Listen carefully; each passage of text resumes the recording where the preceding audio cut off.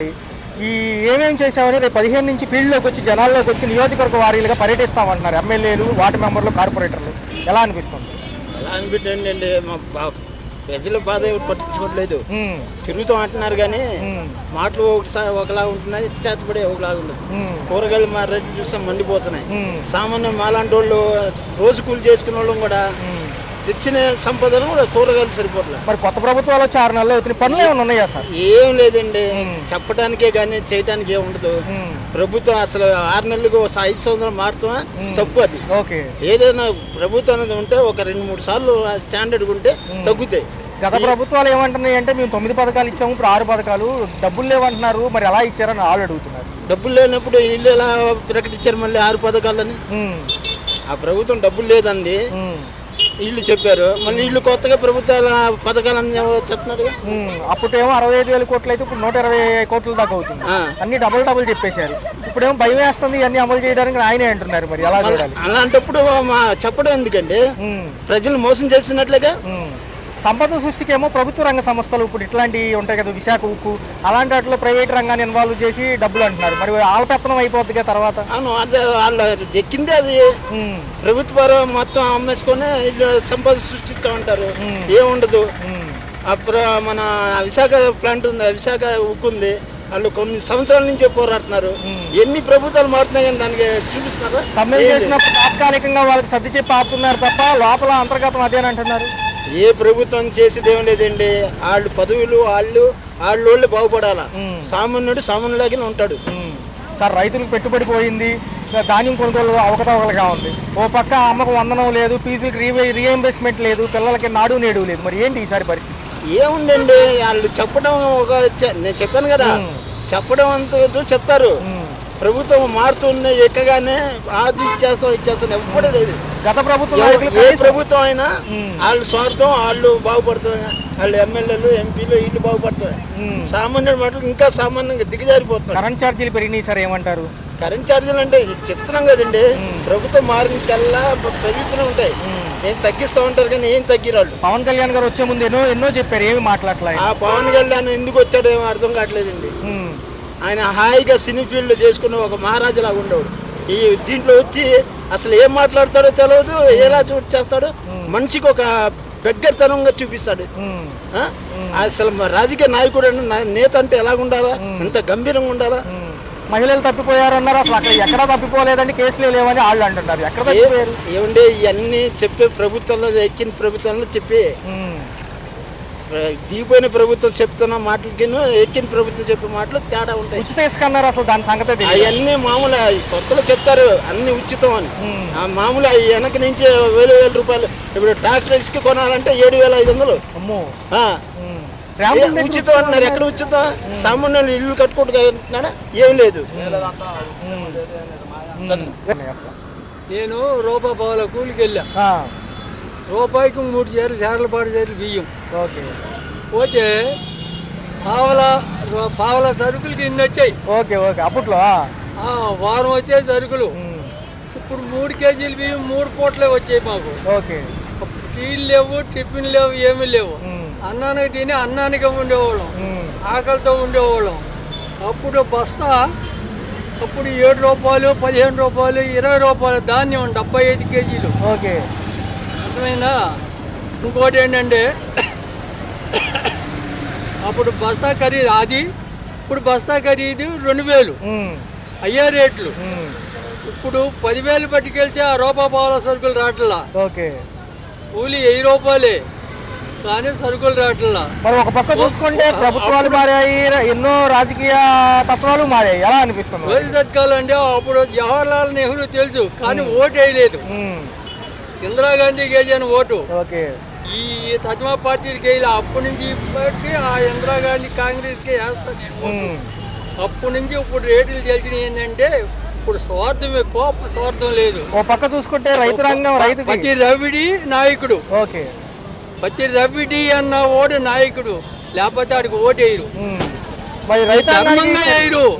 డబ్బులు ఇచ్చినా కొనుక్కోవాలి, ఒడిసి సంప్రాప్తానన్నా ఓటేసుకోవాలి. రైతాంగానికి ఏవైతే హామీలు ఇస్తున్నారు ఏ ప్రభుత్వాలు నెరవేర్చాలి? ఎందుకంటే హామీలు వద్దు, హామీలు లేకోకుండా మామూలు ధరలు ఇమ్మన్నాడు. ధర్మమైన ధరలు ఇమ్మన్నాడు.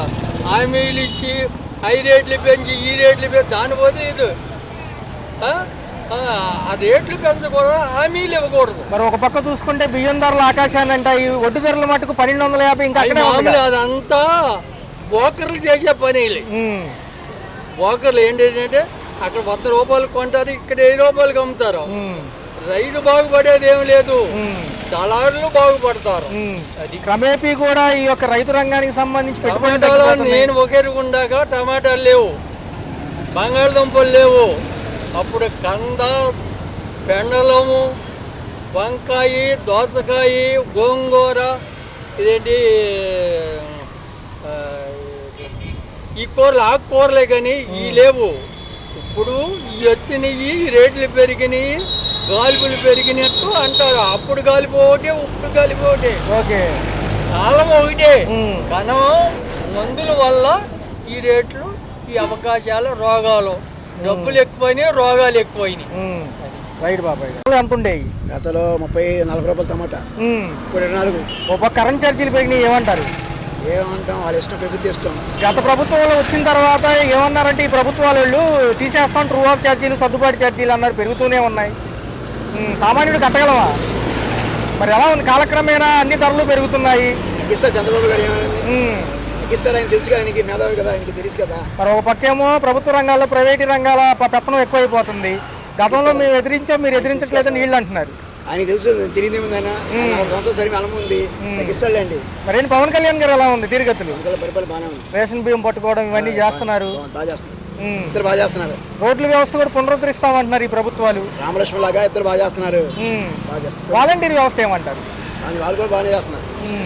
మరి ఆరోగ్యశ్రీ, ఫీజు రీఎంబర్స్మెంట్లు, పిల్లల డబ్బులు అన్నీ వెనక్కి వెళ్ళిపోయినాయి, మళ్ళీ టైం పడుతుంది అంటున్నారు. డబ్బు లేదు కదా, బడ్జెట్ చూసుకుని వేస్తారు, చంద్రబాబు గారు వేస్తారు. ఏమీ లేదు. ఉచిత గ్యాస్ ఏమన్నా వస్తుందా? వస్తుంది. డబ్బులు పడ్డాయా?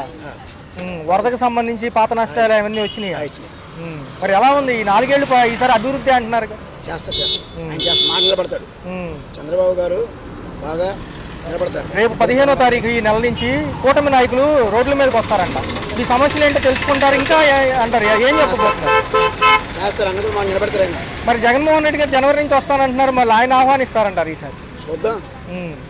అమరావతి, పోలవరం 4 సంవత్సరాలు అసెంబ్లీ ఓటింగ్ కదా, ఇప్పుడు దాకా చంద్రబాబు చేస్తాడు. 4 సంవత్సరాలు చేస్తాడు, పోలవరం కూడా చేస్తాడు, చేస్తారు సార్. రైట్ సార్, ఎన్నికల్లో కదా ఆయన. కాలక్రమేణా చూసుకున్నట్లయితే గత ప్రభుత్వాలు 9 పథకాలు, ఇప్పుడు 6 పథకాలు. దేనికైనా బడ్జెట్లు బాగా హై అంటున్నారు, ఒక పక్క లోడ్ బడ్జెట్లో ఉన్నామంటున్నారు. అయితే కేంద్రం సహాయం లేనిది ముందుకు కదిలేటట్లేదు. అలా కేంద్ర సాయం ఉండాలి, కేంద్ర సాయం ఉంటుందని ఇక్కడ చేయగలుగుతారు, అది చేయలేదు. పోలవరం కేంద్రం ఇస్తా అంటాను, ఓకే, రాజధాని కడతా అంటాను. కోటంపల్లి బాగానే ఉంది అనుకుంటాను నేను. మాజీ ప్రభుత్వాలేమో ఈ నెలలో 3 డేట్లు ప్రకటించారు. కరెంటు బిల్లుల పైన, రైతుల సమస్యల పైన, విద్యార్థులకు ఫీజు రీఎంబర్స్మెంట్లు నాడు నేడు అవ్వలేదని వాళ్ళు వస్తామంటున్నారు. రేట్ ఎక్కువని వాళ్ళు వస్తామంటారు. 7 సార్లు పెంచాడు, 7 సార్లు పెంచాడు కదా కరెంటు బిల్లు. వీళ్ళు పెంచుతారు, వీళ్ళు పెంచుకుంటే ఎందుకుంటారు? పెంచుకుంటే ఆవిడ ప్రభుత్వం చేయలేడు. ఈ ప్రభుత్వ రంగాలకు సంబంధించిన సంస్థలు ఉన్నాయి, ఈ విశాఖ ఉక్కు, ఇలాంటి వాటిలో ప్రైవేట్ రంగాన్ని ఎంతవరకు ప్రోత్సహించవచ్చు అంటారు? ఎందుకంటే వాళ్ళు ఇవ్వకూడదని అంటారు. విశాఖ స్టీలు ప్రైవేట్కి ఇవ్వకూడదు, వాళ్ళే చెయ్యాలని అనుకుంటాను. అది సంతోషం వాళ్ళకైతే. ప్రైవేట్కి ఇస్తే సంతోషం ఉంది, అది ఎప్పటి నుంచో ఉన్నది కదా, అది ప్రజల కింద ఉంది, వాళ్ళు చేసుకుంటారు. ప్రైవేట్కి ఇస్తే వీళ్ళందరూ నిలగొట్టేస్తారు కదా, వీళ్ళంతా కలిసి. మరి వాలంటీర్ వ్యవస్థ కూడా లేదు, ఏమంటారు? వాలంటీర్ వ్యవస్థ లేకపోతేనే మంచిది, అది ఉన్నందువల్ల లాభమే లేదుగా, నష్టమే, లాభమే లేదు. పవన్ కళ్యాణ్ గారి పనితీరులు ఎలా ఉన్నాయి? బాగానే ఉన్నాయి. ఉప ముఖ్యమంత్రిగా ఆయన ఉన్నారు, మరి సీజ్ షిప్ అంటున్నారు. మా కాకినాడలో రేషన్ బియ్యం పట్టుకోవడం, కాకినాడలో రేషన్ బియ్యం పట్టుకోవడం ఇవన్నీ సంతోషమే. ఇప్పుడు గవర్నమెంట్ ఏం చేయాలో, బియ్యం ఇవ్వకూడదు, మనిషికి 150 పడియాలి బ్యాంకీలో. అలా పడితే బియ్యం వాళ్ళు ఇవ్వవలసిన లేదు, ఇది అమ్మవలసిన ఉండదు, 2 ఉండవు. మరి అసెంబ్లీ సమావేశాలు పోయిన నెలలో ముగిసినప్పటికీ ఏ రాయితీలు రాలేదు. బడ్జెట్లు కూడా వచ్చే ఆర్థిక సంవత్సరం వరకు అంటున్నారు, రాష్ట్ర బడ్జెట్. మరి ఎలా చూడాలి? ఇవన్నీ సరిపోతాయి అంటారా, ఇంకా భారాలు పెరుగుతాయి అంటారా? రాష్ట్ర ముందు పప్పులు, ఉప్పులు ఇవన్నీ కొనలేకపోతాను, రేట్లకి వెళ్ళా రేట్లు ఎక్కువే, అది పరిస్థితి. మరి కాలక్రమేణా ఎలా ఉండబోతుంది?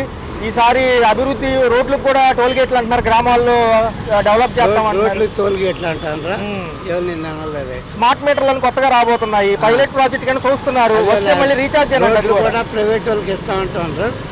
రోడ్లు చిన్న చిన్న బిల్లులు వస్తే మీరే తీసుకొని మీరే బాగు చేయండి అంటారు. మరి గవర్నమెంట్ బాగు చేయాలా, వాళ్ళకి కూడా ఎందుకు ప్రైవేట్? అది నా అభిప్రాయం.